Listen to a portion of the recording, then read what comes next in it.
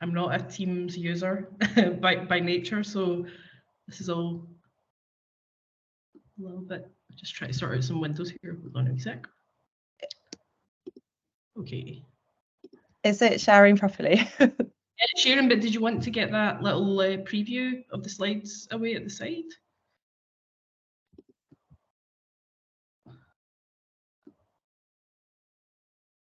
That's great.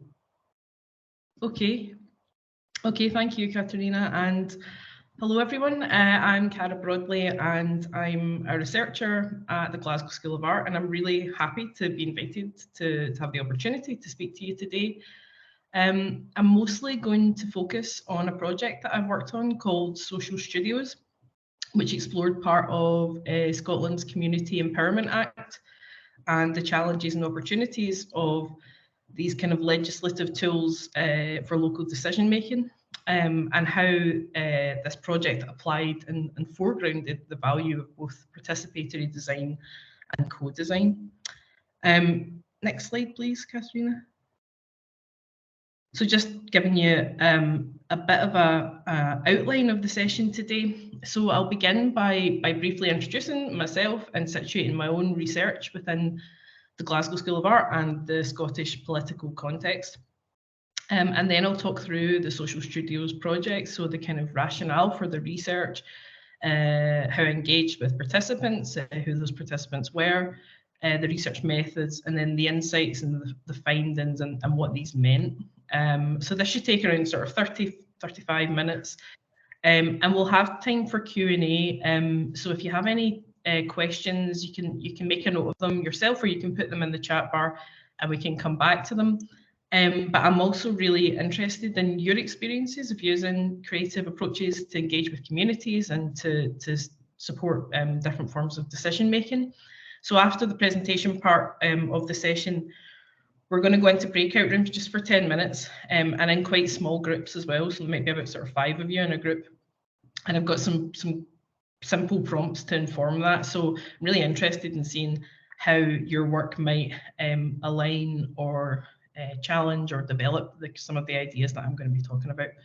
So we'll have about sort of 10 minutes for discussion in breakout rooms roughly, and then maybe 10-15 minutes for discussing that together and any other questions you might have about the work that I'm going to share. Okay, next slide, please. Okay, so about me. So I've got a background as a practitioner in ceramics and illustration. My work was focused on understanding the relationship between the three-dimensional ceramic artifact and the imagery on its surface. And through this, I explored ideas of place, of people, of culture, and of class. I then did a Master's of Research in Creative Practice, and as well as being an opportunity for me to develop these practices to investigate material culture as expressions of religious and political identity in Glasgow. So that was the sort of focus of my Master's.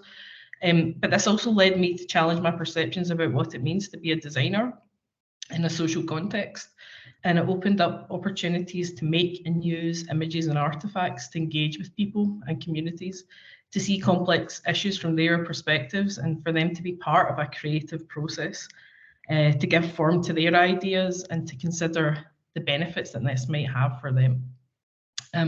So I've worked at the Glasgow School of Art since 2014. And during this time, I've developed my research interests in visual and participatory and creative methods, and how we can use these to enable people to be more involved and more meaningfully involved in different forms of decision making. Next slide, please. So for myself and for my colleagues at the School of Innovation and Technology at the Glasgow School of Art, we really align our research to the values and the approaches and the tenets of participatory design. So I'm sure some of you are aware of participatory design and know a bit about it, but just to give a really brief intro, participatory design emerged in Scandinavia in the 1950s and 60s as a way to enable workers to explore power imbalances in relation to emerging technologies. And in broad terms, it can be thought of as a practice where designers and researchers apply creative methods to engage with people and communities, or design users, if you want to call them that, to build upon their primary knowledge and expertise and envisage alternative scenarios and outcomes. And it's since been applied in a range of social and cultural contexts to understand and reimagine how communities can influence forms of decision making at different levels. So this is just an image from a previous project that I worked on, which was called Flourish. And here we used a range of bespoke kite tools that we made to engage people in conversations about the future of Scotland at a kind of political and structural level. And we asked them to write their responses on the tails of the kites. And then we made with them a series of new kites based on that. And we made a series of films with third sector organisations and their service users based on that as well.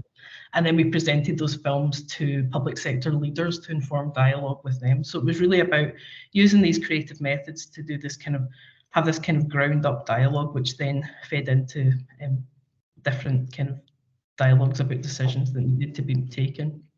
So participatory design really resonates with me as a kind of conceptual framework for interrogating power structures and power imbalances, using these kind of bespoke, flexible approaches that aim to foreground communities' imaginative capabilities and their voices, and the voices of people who might be less heard or less listened to or less noticed in conventional design processes, and to examine their experiences of contextual issues as a basis for envisaging change and transformation. Next slide, please. And then within this framework, I position co-design as a series of methods and an accompanying phase within participatory design that brings together people and communities and organisations to really generate and evaluate concepts for change and concepts for alternative ways of living. So co-design for me is really characterised by methods that are very constructive. It's about building prototypes and evaluating prototypes, and these might be very rough, and they're continuously iterated and developed with these communities. So again, just an example from a previous project that I worked on, which was led by Lancaster University, called Leapfrog. And this was a co-design workshop where the participants were really actively responsible for developing the features of an emerging set of community planning tools. And for me, actually, this photo represents a real key moment in that workshop where there was a shift in the dynamics of the group, and the participants really took control of those workshop materials and shaped the direction of the outcomes from that point. So the projects that I've been involved in have some have had a co-design phase and some haven't, and I'm aware that other people might have different definitions and distinctions between participatory design and co-design, and some people might use them interchangeably. But that's sort of how I frame them, and that working definition sort of helps me. And then the next slide, just to tell you a bit about what we do at the School of Innovation and Technology at the Glasgow School of Art. We apply these methods in a range of social and cultural contexts. And in my own research, there is a focus on governance and policy. So I've worked on projects that have focused on the role of design in policy and how design research can influence the content of policies in particular areas such as the creative industries, the environment, health and care, landscape and land use, and public services. And then other projects that I've worked on have focused on the role of design for policy. So how design practices and methods can influence the policy making process. And some of these, like social studios that I'm going to talk about today, have been concerned with both those kind of framings. So design can perform within all these kinds of both of these kind of framings of design and policy. Design can perform lots of different roles, so it can help make complex public services, systems and data more tangible and accessible to others.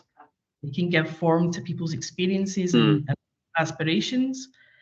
It can really integrate qualitative insights into policy to complement and contrast numbers and statistics. and it can help prototype and iterate prospective policy measures and outcomes. So a way of envisaging these alternative scenarios, and that can help deal with risk, and it can also embed different forms of creativity into quite formal processes. And this is just an image from the work of my colleague Zoe Prosser, and her work really sits at this intersection of design and community and policy as well. And then, next slide, please.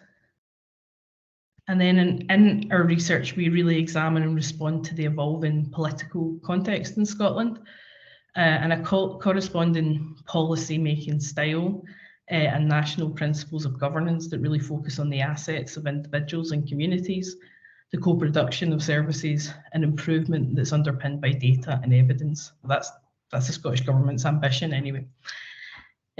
So these issues have been explored in participatory and deliberative processes or democratic innovations that aim to engage communities to influence decisions around civic and political life. So things like civic citizens' assemblies, mini publics, participatory budgeting, online citizens' forums, and different forms of e-democracy. So there's quite a lot of these kinds of initiatives going on in Scotland. And there's a sort of parallel body of academic research from the social and political sciences in Scotland that's investigating this as well. And then at the same time, service design has become really embedded in the civil service in Scotland at a national level. And there's can be different forms of design-led participation that can be seen across our 32 local authorities in different ways. But participatory design's contribution to devolved decision-making is a kind of relatively unexplored area in this context. Next slide, please. So in response to that context that I've set up, Social Studios, the project that I'm going to talk about, this was funded by the Carnegie Trust in 2020. And it focused on the role of participatory design in supporting communities to engage with an aspect of Scotland's Community Empowerment Act. So the Community Empowerment Act is a really broad piece of policy that was launched in 2015, and it's got 11 parts, and each of these aims to enhance how people and communities can have their say with regards to issues affecting Scottish society and how they can contribute to how services are designed and delivered. So Social Studios focused on part 3, which is called participation requests. So participation requests are a mechanism whereby communities who've identified an issue that they want to address, a challenge or a problem within their local area that they want to address, they can submit this formal request to engage with a relevant public service authority. So this could be a local authority, a local council, but it could also be an NHS board. It could be Police Scotland, it could be Scottish Fire and Rescue. I think there's 72 eligible public service authorities across Scotland. But if their request is successful, they would then work together with that public body, and they would address these issues through what the Scottish Government call an outcome improvement process. So this kind of idea of really giving communities the agency and the right, I suppose, to define the focus of engagement from the ground up really interested me, and it really resonated with our kind of principles around participatory design. So primarily, like, how can engagement in design and in research extend and access participation beyond those who are already active in their communities? So I was really interested in this kind of principle underpinning participation requests. But then when I began to look at some of the reviews and the evaluations of them, I became aware that there was lots of challenges. So partly the numbers, since they've been introduced, which was in 2017, the numbers that have been submitted have been really low across Scotland. And this raised questions around how accessible they are to people. How do they actually empower communities to engage with public service authorities, and how do they support communities to collaborate, to work with them, to achieve outcomes that are really meaningful.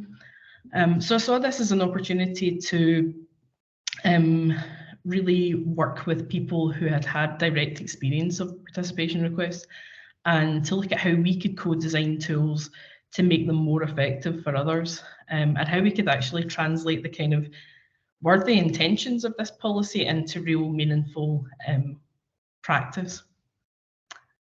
Okay, next slide, please.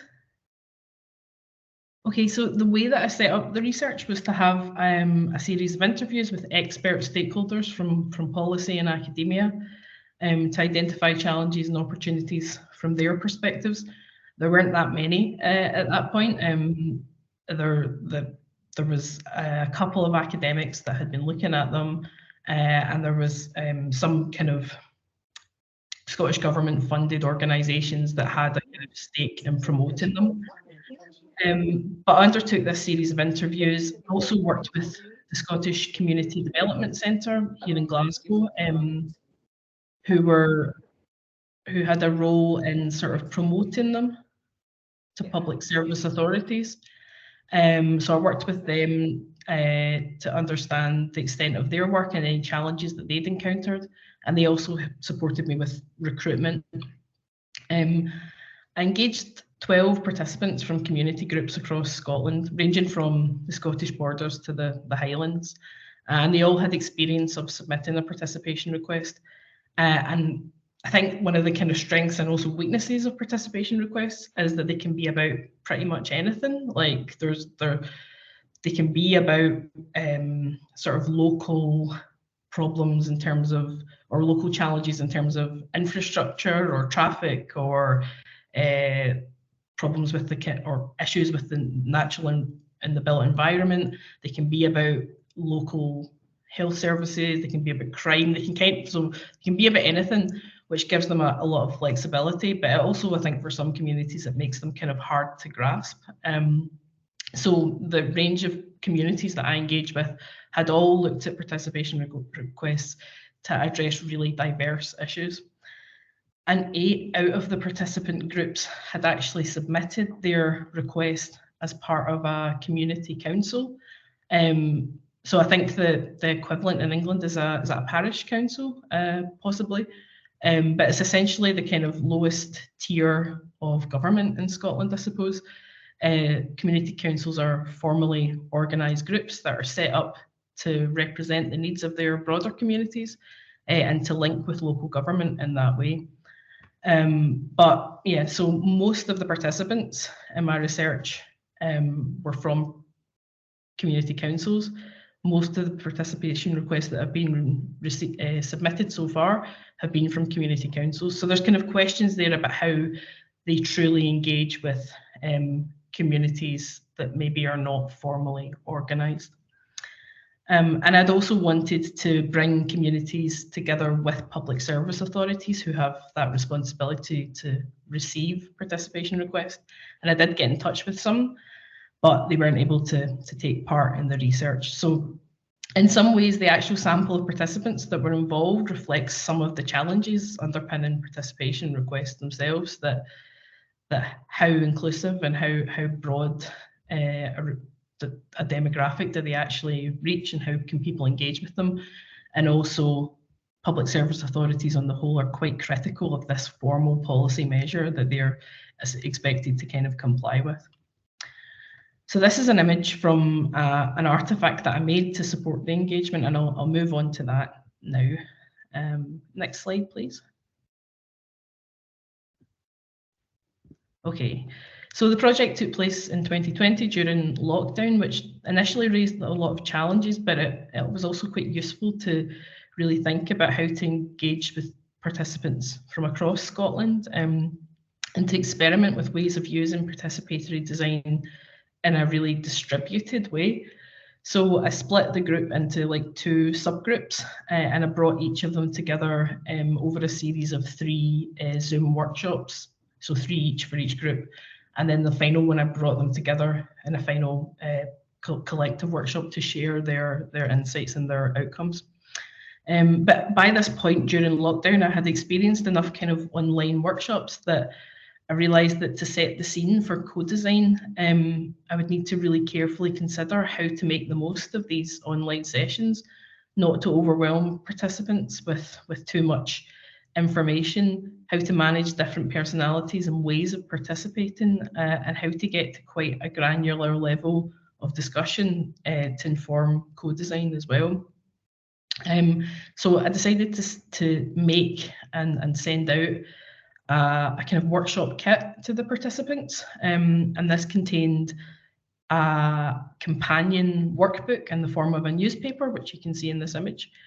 And this really detailed the workshop activities and the methods in advance. So the intention here was to have a real kind of asynchronous form of engagement that would allow them to know what to expect when we met together over Zoom, but also provide them with focused opportunities to reflect on their individual experiences of the legislation, offer them spaces to capture this before sharing it more broadly with the group. And so it was really designed to kind of prime participants and get them into the mindset of co-design. And I suppose that approach to using these kinds of material objects and material artifacts chimes with the kind of the position of artifacts within participatory design as these kind of democratic mediators that people can kind of talk through and that can promote more equitable forms of kind of agency. Okay, next slide. And then the frameworks and sort of propositions that were set out in the companion, they then formed the basis of the workshops, and they were used on online Miro boards that we used to structure the sessions.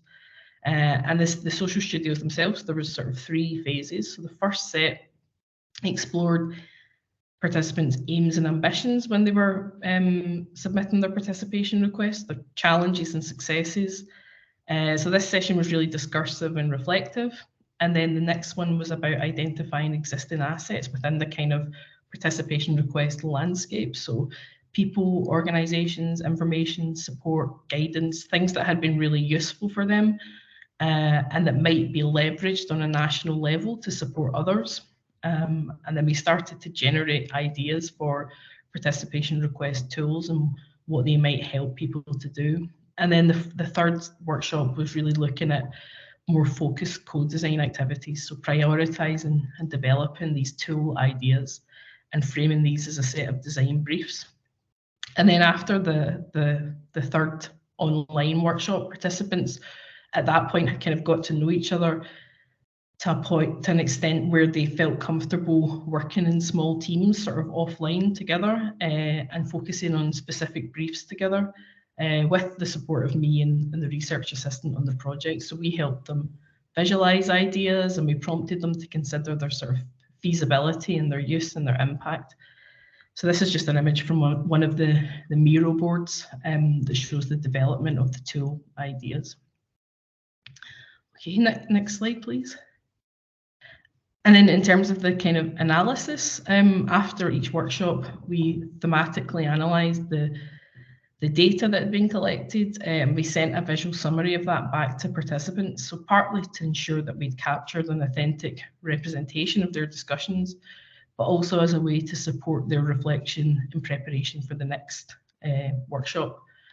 And after all the online sessions, the participants completed a interactive PDF summary to explore more about their experiences of taking part and how they'd experienced the methods, how accessible the approach had been, what they'd learned through the process. And this was actually really important in terms of assessing how effective the approach had been and how it might have helped them develop new skills and new capabilities. So it was really interesting, the responses of that, in terms of how confident the participants felt sort of standing up for their community and for their participation requests. And then as a means of evaluating the tools that were co-designed themselves, we had a final review session where we brought all the participants together. They presented and shared their tools, and then we worked through a final activity to evaluate the difference that they could make at scale in Scotland. Okay, next slide. So the outcomes were this kind of co-designed participation request toolbox, And we presented this through a dedicated website with downloadable and printable tools. So there was things like interactive maps that showed the participation requests that had been submitted across Scotland, templates to support the development of the request and the kind of collaborative process of the outcome improvement process. So the collaboration with the Public Service Authority, ways to try and recalibrate these power relations, different forms of tools to help monitor and report on the process to make sure that it was going in the right direction. And some of these took the form of kind of interactive games as well. So the toolbox is a sort of spectrum of resources that spans the full arc of the participation request process, I suppose, looking at ways to raise awareness nationally about the legislation, support people to become more aware of what participation requests might do, how to develop and submit a request, and how to collaborate and how to realise those outcomes. And we also worked with the participants to create sort of step-by-step guidance and sort of instruction sheets, I suppose, that came along with all the tools, and the participants played a key role in creating them. And they also wrote blog posts and contributed to writing and reviewing the final report. And then in the final phase, we worked with the Scottish Government Community Empowerment Team to disseminate the toolbox through a national conference. Okay, next slide. Thank you. So as well as being focused on participatory and collaborative design methods and outcomes, and I'll return to that in a wee minute to sum up, but the research generated a lot of data. So, I mean, when I say data, I mean very qualitative accounts of people's stories, reflections, opinions, and ideas. So as part of my kind of sense making and analysis of that data, I sort of foregrounded insights and opportunities surrounding participation requests and what it might mean for their future. And there's a real kind of synergy between those insights and the rationale for the tools that we created. So I'll just briefly touch on some of those reflections around participation requests as a form of local decision making. So as a general challenge that kind of kept coming up, participants highlighted their concerns relating to how accessible the participation request mechanism was and linked that to issues of equality. Participation requests were positioned throughout the research as a really formal and closed process that had fixed rules and regulations, and that were much more accessible to constitutionally organised groups that had the kind of skills and the capacity to already work in that area. So these barriers to access and inclusion really positioned participation requests as a sort of a model of associative democracy that can be seen to further empower community members who are already most active and most vocal in their communities. And in turn, that could be seen to limit the participation and power of less organised communities, or even people that don't identify with a particular community. So there are real equalities issues at the heart of participation requests, and that's definitely something that needs to be addressed. Another challenge was that the relationship between the Community Empowerment Act and participation requests was a core feature. So it was continuously discussed about whether participation requests offer a one-off opportunity for action, or whether they could lead to more sustainable and scalable impact and change in communities. And this was really summed up in a really useful way about the tension between the letter of the Act and the spirit of the Act. So the formal legislation could be seen to really obstruct its intentions to promote participation and more relational forms of governance. So the formality is a real kind of issue for a lot of communities. And then participants were really sceptical about the general intention of participation requests and critical of these kinds of sort of state-led empowerment initiatives that push responsibility onto people and communities but don't give them enough support or resources. So although the core principle of participation requests is to give agency and power to community groups to allow them to engage on their own terms, legislation seems to be built on a unidirectional system of engagement where public service authorities decide whether a participation request is accepted or not. They define what the outcome improvement process looks like, and they produce a formal participation request report when they decide that it's finished. So it's really led to questions around the role and accountability of public service authorities within the participation request process, and the need for enhanced forms of training to equip them with the skills to work with communities more equitably, for community groups to have a real role in shaping what that process looks like. And then in terms of the outcomes, the focus on outcomes, there was a clear, there's a lack of clear definition around what an outcome looks like. And the Scottish Government have their own definition of what an outcome looks like, but a lot of participation requests have been refused because communities haven't articulated that in the right language. But there's opportunities here. The communities and the participants that I spoke to, they saw participation requests as having real potential to work as an equitable mode of decision making, where the community representatives, individual people and public service authorities would work together in a really collaborative and deliberative way. But this could only really be achieved through making changes to the legislation and the guidance. Okay, and then next slide. This is my last main slide. So just to conclude with some reflections on the research and what participatory design offered in the context of design for policy here. I think the project helped me to reflect on the real link between the what and the how of my research, where participation was a core part of the research challenge and the context, so understanding the legislation. But it was also a real part of the methods that I used to explore that. So participation was working in a really kind of synergistic way in this research.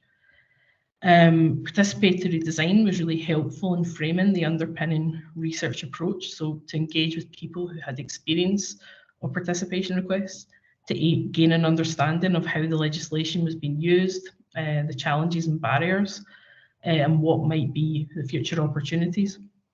And then the research approach enabled that really distributed and creative participation using the companion to structure that approach to co-design. And then co-design was really important as a stage in the research, whereby the participants, or we could call them co-designers at this point, were able to build on these individual and shared experiences to collectively create the toolbox as a resource to support others. So they're sort of seeding this and looking at the legacy of their work as having an impact on how others engage with participation requests. And then finally, the actual toolbox itself, which I'm aware that I've not really talked about too much, but you can go and look at that if you're interested. But the toolbox itself really took forward these kinds of methods and mindsets. So it presented information in a visual format and invited participation request users to structure their requests around their own inquiries and needs. So it aimed to make the policy more visible and enhance equality of access, I suppose. It provided paper-based templates and interactive games to facilitate dialogue. It aimed to enhance deliberative decision-making in this way and recalibrate power relations to improve collaboration. And then it really centred the people and the communities at the heart of the participation requests. And in the legislation, in the legislation, they should be at the heart of that, but in practice, they're not.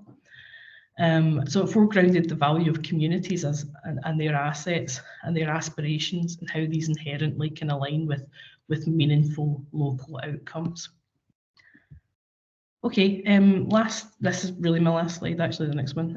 So that was just a really quick overview of this project. And if you want to read more about it, there's a journal article in the Journal of Policy in Practice that I've worked on.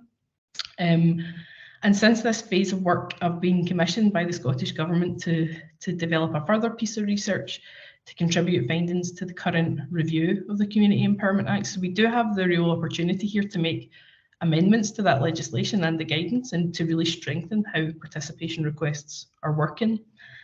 And this research has raised further questions for me about how these approaches to design can offer, and what they can offer that's meaningful, particularly in the Scottish context. And I'm working on further bids at the moment to look at this at local and national and UK levels. So that's me done talking about the project. If you go to the next slide, Katerina. So these are the kind of things that I thought it would be useful to think about in breakout rooms. I'm aware that I've kind of really given you a lot of information there, and there's a lot to kind of absorb from that presentation. But I thought it would be useful to hear or to think about how that might relate to your experiences of involving people and communities in local decision making. So we're going to put you into breakout rooms in a moment, and I think you'll have about 10 minutes. So it'd be useful to just think about ways that you've used creative methods of any kind, like broadly considered, and how these have been used to support local decision making and what their benefits have been. The challenges of these kinds of methods, or maybe specifically looking at participatory design in these contexts and why that might be a challenge, why that might be difficult. And then finally, just any ideas or opportunities that you have to develop this work in your work, but more broadly as well. And then we'll come back together and we'll share some of the kind of highlights, and anyone that's got any questions, we can come back to that there as well. Thank you for an amazing presentation. I just are you able to? I can paste the questions in the chat just so people have them with them, but they became very big because font sizes. And do you have them in a smaller kind of font, just to be able to like paste them? I can see if I can do that. Yep. 2 seconds. I will start sorting the breakout rooms. Oh, here you go. There we go. Oh, amazing, thank you.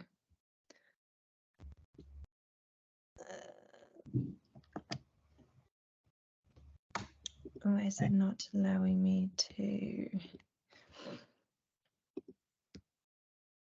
create breakout rooms?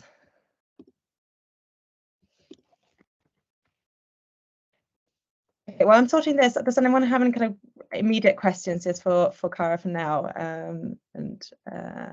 Yeah, happy to answer any questions just now while we get that organised. If anyone.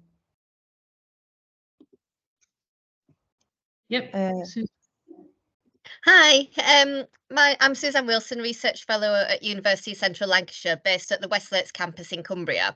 And I've been doing some work to develop forms of participatory democracy with the new council, working with low-income working class communities. And I found that we kind of have buy-in from the new exec, really keen, really committed to authentic community representation in different ways. I've spent a lot of time working with communities that are very disengaged and disenfranchised to build trust. But the main challenges I've been finding is some resistance from some longer standing elected members, let's say, to new forms of power sharing, essentially. And I'm just wondering if this is something you've come across in your research, and if you have any recommendations for strategies to overcome this. Maybe I don't have recommendations for strategies to overcome, but definitely, I mean, that's really, I'd say, the main issue for this work going forward, and it's particularly come through in the work, the follow-on stuff that I'm doing just now that's going to feed into the review of the Act. I think that's the main.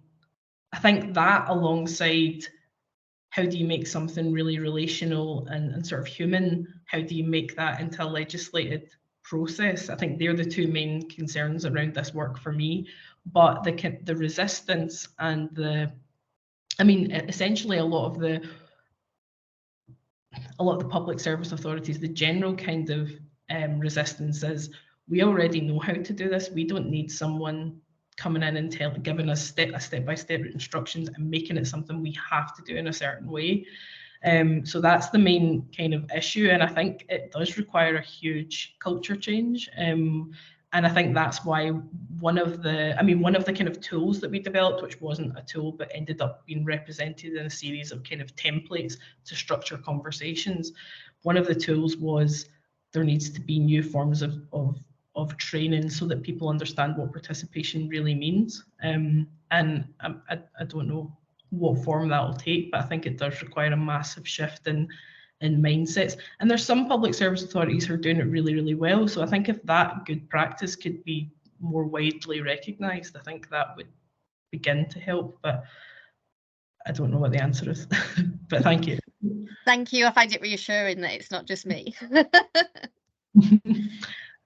I mean, Katerina, maybe we don't really have time for breakout. Yeah, I've been trying to sort, but for some reason it doesn't allow me to create breakout rooms. I know we've been. Want just respond to those questions that we were going to. That would be fine as well. But equally happy to take any other questions. Yeah, should we open up like for a full group discussion? Any questions, or we can start going through some of the questions in the chat as well. You happy for me to stop sharing, or should I keep the? Yeah, sure. Go for it. Yeah. There's someone with their hand up. Christo, am I saying that right? It's Costa, but sorry. I just want to tell you that it's fine. Basically, I haven't had experience of this area in my day-to-day work, but in like a voluntary capacity, I worked as a chair. I've done community organizing around housing for about 8 years now, and in areas like housing, there's a lot of perceptions of nothing actually being done and experiences of funding being placed on the table and then removed subsequently. Is there any examples that you've come across where kind of funding's been ring-fenced and protected to demonstrate that if they do like ask for something and put the time in, that something that they'll actually get an outcome that they can tangibly see? I mean, in this particular case, there isn't really any funding. So all of this is expected to happen on a completely voluntary basis. And like, obviously that's an issue as well. Like, so, I mean, going back to what I was saying about the kind of equalities issues, the communities that are in the position to take forward these issues and a participation request, and I'm going to make generalizations here, but a lot of the time they may be older and retired and in a position where they can do this on a voluntary level, which I suppose raises kind of issues about who has the capacity to volunteer in their communities. So if there was funding available for them to do it, it might resolve some of those issues in terms of the resources needed to do this. But that's not even been something that's ever been part of it, so I can't really speak to that. Sorry, that's really not helpful, but I'd never even thought in those terms. I think that the fact that there is an expectation of people like hard to reach communities are going to be able to give up their time willingly and freely is really interesting, and it kind of it shows that there's kind of a lack of understanding in the top-down approach. Yeah, no, definitely. And I think if you, sorry. No, go ahead, please. No, and it takes a long time, doesn't it? The research that I do is with low-income coastal communities that have, low levels of the capitals that usually encourage participation, and it takes a lot of time and a lot of skill, and that's all costly and not always put into and relational, like you're talking about, Cara. It's building those relationships and creating equitable spaces, isn't it, to bring people together. And it takes a long time to do that. And from the conversations that I've had with a lot of the public service authorities, like, it's not necessarily their fault, but they don't have a team of people to do that, or they might have a community development team who are not aligned to this part of the policy, who are actually just fighting fires every day, like, to help people survive. So there's a real kind of misalignment between what it like what it sounds like it is doing, what it could do, and what it's not doing. Sorry, was someone? Yeah, there's a number of hands up, and I just wondered who's going to go first. Should we let Hester go first? She has number 1 next to her hand. Okay. Oh, okay. Thank you. Thanks. Yeah, I'm calling in from Sofia, Bulgaria, previously experienced in East London, but now working with a team here to try and support the municipality to develop governance, better governance, including around citizen participation. And my question is kind of to follow on from that discussion. I think for us, it's been a real challenge as we've started to do community participation events in regards to capacity. We're working across 24 regions. We've done kind of 10 regions of those. I'm kind of aware that in your research, you're working with quite a small group. Do you have any suggestions for how you can integrate creative methods of participation when you're kind of working at a very small team and across a large geographic area with limited time? Mm-hmm. Well, I mean, that is essentially what I think that, I mean, I was working with a small group in the research, but I think that these kinds of approaches need, the Scottish Government essentially need to develop these kinds of approaches and roll them out nationally. And I suppose other than hiring loads of additional people and having that kind of human resource, I do wonder if there are, and I suppose this was the aim of having a publicly, a digitally available toolkit. Obviously, there's barriers there as well, but I do think that those kinds of methods that we developed during the pandemic, I think a lot of that has kind of been forgotten, and I think we got so used to working in that really distributed way where we could engage with so many more people than we could before. And support the people who may find it difficult to engage digitally. We've developed ways of addressing those digital poverty barriers as well. So I think in a lot of ways, I think we need to go back to the learnings that we got from working online, working remotely. And I think that combination of blending the digital with the kind of artifactual, in this research, it was really, really useful. Some people didn't really engage with the companion as a material artifact, but they were really, really vocal and really appreciated the kind of digital methods of engagement. Some people really preferred the kind of the time and space to reflect asynchronously and individually, and then to contribute that. So I think those hybrid modes of communication, I think there's a lot that we haven't explored in that, and a lot that the government could use from that kind of dialogue as well. Sorry, not an answer, but some ideas. Thank you. Thank you so much. Should we move on to Sally? Yes, I think you just partly answered my question. I was interested in, I should say I'm one of those elderly, privileged, retired people working in a community association. And in Surrey, I would love to have this act and be able to demand to get in a room with some of our council officers. And the topic of interest is traffic. We've got 3 parcel distribution centres in a town of 24,000 people, and they want to put in a 4th. And so that's the problem. But the other thing I'm trying to do is promote active travel, and we want to sort of have a grassroots active travel campaign. And my question is, I loved the idea of priming, having workshops and then priming people beforehand. How many people actually did the active pre-work, and was that a problem if they didn't? Yeah, no, that was obviously something that we considered, and we didn't want to kind of enforce that as like a form of homework, so that people would be disadvantaged if they didn't do it.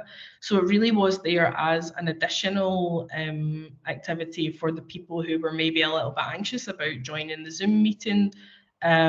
We worked with the Scottish Community Development Centre to really kind of try and strike a balance between giving people enough information but not giving them too much information beforehand. So we didn't collect the companions as a form of like, we want to see what you've written.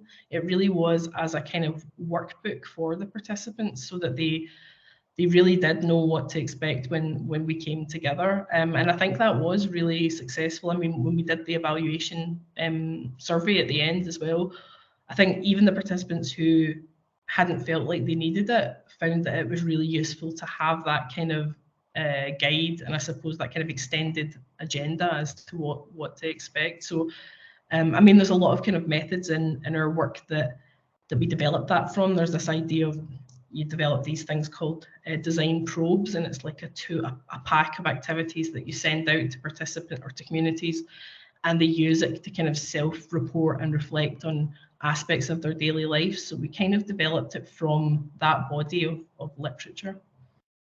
But it was really useful. Thank you. Thank you. That's really good.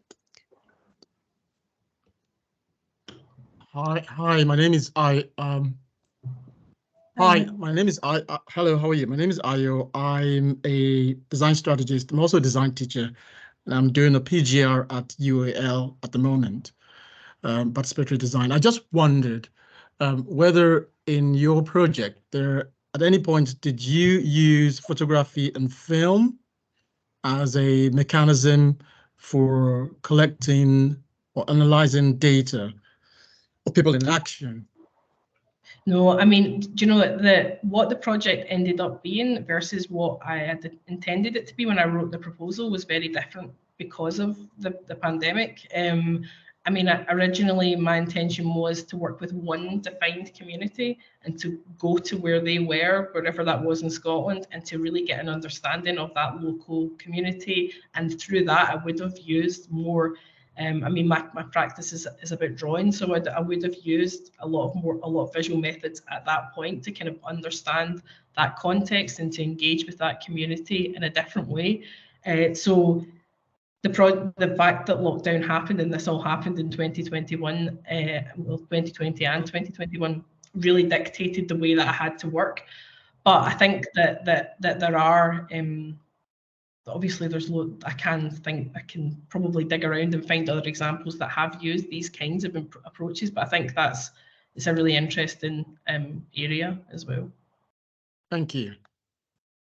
Thanks. Thank you both. We have, I think, Edson or John. Put your hand up. Hello. Do you hear me? Yes. Hey, hello. Thank you for this opportunity. John is okay. Well, actually, currently I am research assistant in Mexico and founder of Education for All, an initiative to reduce the digital skill gap at rural areas in Mexico. So currently I am facing different challenge to get participation of majority of inhabitants at those rural zones. And let me explain give you one example, especially because I think the cultural issue it's matter in participation. For example, on Saturdays, the team to attend to rural areas to give a class about how to use Office, Microsoft, for example. But people prefer go to birthday party or similar events or activities. So my question is how to change the thinking way or how to get more engagement to to bring more people to those workshops how to change their life or their pathways to get more opportunities, better jobs, and similar things. Because actually the participation it's very low, but these projects can change the life of people from those rural zones. So my question in a specific question is how to use the PR toolbox in to empower rural or rural communities or marginalized or vulnerable communities, because actually it's a big challenge, I think so. Thank you so much. I mean, thank you. I mean, I think those kinds of reflections that we've had on who are the people, like, because I imagine you will get some people that are wanting to participate, but they might always be the same people and the people that you would expect to participate. And actually what you want are the people that don't usually participate or that you wouldn't expect to. And I think that's a huge challenge for probably everyone that's here, that you really want to get a broader and maybe more sort of specific insight from the communities. I think sometimes though, working with who is already engaged as a way to reach different people is a way that you could do that. So even though I was critical in this research of the community councils as a very privileged group of participants who participated, they still had the capacity to reach out to engage with the broader communities. And through the participation request toolbox, we did actually position these kind of communities as an anchor organisation that could help us unlock broader participation. So sometimes you maybe have to look at who are the people you do have access to, or who are willing to participate initially, and how can we use them to extend that engagement and that access. And I also think, in terms of going back to my previous point about when someone asked about digital methods and how you can get a broader reach, I think you need to think beyond the digital a lot of the time as well. And I think when you can do things that are that include things that you can touch and hold and think through, I think that really helps some people as well. Thank you so much, Cara. We have 1 minute left, and as always, people usually have kind of back-to-back meetings these days in the digital age. So any last closing words? I'm thinking I will be sending out the recording, but also perhaps share your slides if you're okay with that. Yeah, perhaps a link to your article as well, or is that behind a paywall? No, it's accessible. Oh, wow. Amazing. Yeah, like a link to that one as well. And yeah, would love to see you at our future events. And thank you. No, definitely. Thanks so much. Thanks for inviting me, and thanks everyone for coming and for your questions. That was great. Thank you. Thank you so much. Okay. Bye. Bye.